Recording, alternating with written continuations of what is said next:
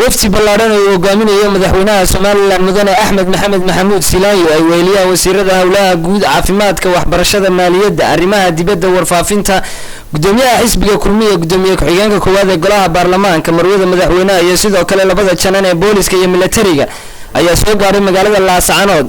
iyagoona si diiran ugu soo dhaweeyeen maamulka heer gobol iyo kan degmada waftigaasi gobolka Sool iyagoona kaga hortagay hilaadii meel 10 kiiloomitir kaga beegan dhanka waqooyiga magaalada Laascaanood madaxweynaha ayaa waxa uu horantii dhagax dhigay dhaan biyood kaas laga qodayo duleedka magaalada Laascaanood iyo sidoo kale 4 wado laami la saari doono dhex marina doono xaafadaha kala duwan ee magaalada Laascaanood intaasi kadib madaxweynaha iyo waftigiisa ayaa loo galbiyay dhanka Hotel Xamdi iyagoona halkaasi kulan ballaaran kula qaatay qaybaha kala duwan ee bulshada cuqaal iyo odayaal kulankaasi ka hadlay ayaa faahfaahin ka bixiyay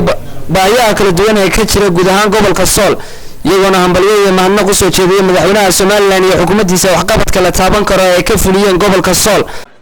airport Laascaanood lahaydo wasiirka madaxtooyada maaliyadeed waa siin barado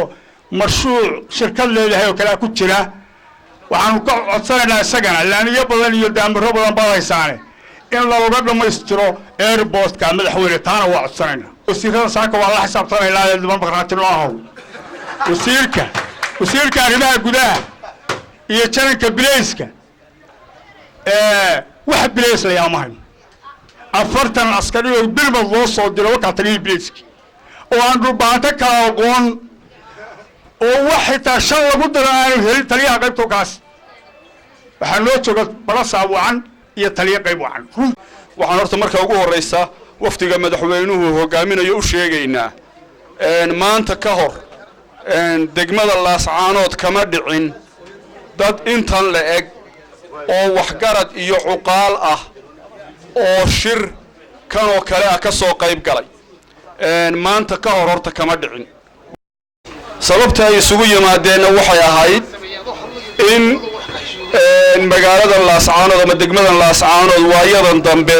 uu horumar ka socdo horumarkaana runtii waxa keenay nabadgelyada muddada ka jirtay alxamdulillaah rabbil caalamiin Soomaalidu waxay tiraahdaa ishuyada midida aragta waxqabadka Laascaanood mudane madaxweyne dadku way arkaan oo u muuqda qoday qorraxdana sacab laguma qarin karo waa intaas oo aynu kala sii dhawaanaa anigu muddadii aan Hargeysa soo maray wixii aynu ku ballanay adig iyo xukuumadaba waad fuliseen way idinka mahad celinaya laakiin waa intaasoo waxa weeye haddana wax kale lagu sii daro waayo maalinteenu wada hadlaynay hadalkeenu wuxuu ahaa dadku waxay u baahan yihiin waxqabad haddii waxqabad la helo wax waliba waa hagaagayaan ugu dambeyntii madaxweynaha iyo waftigiisa ayaa si ballaaran ugu mahad celiyay bulshada reer Sool soo dhaweynta wacan ay kala kulmeen iyagoo ballan qaaday horumar dhinac kasta inay ka geysan doonaan guud ahaan gobolka Sool bulshadana ugu baaqay inay ilaashadaan nabadgelyada iyo xasilloonidooda aad iyo aad baan idinku mahadinayaa sida sharafta iyo qiimaha leh ee aad noo soo dhaweyseen haddaad tihiin reer Laascaanood odayaasha garaadada shacbweynaha dadweynaha kulligii sida u dhantihiin aad iyo aad baan idinku mahadinayaa sida qiimaha iyo qaayada noo soo dhaweyseen waa sidii dhaqanka iyo caadada idin ahayd احترامك يا قدرت أدنو بوجسين آد بلدكم بعد علينا وانو إذا دقيسني تلك وحانون مريني باهية عاد شاكتين تلويك أسوش جيدسين وحيابا عاد طبتين يو حيابا عاد كفانتين يو حيابا عاد ترتين دلخبا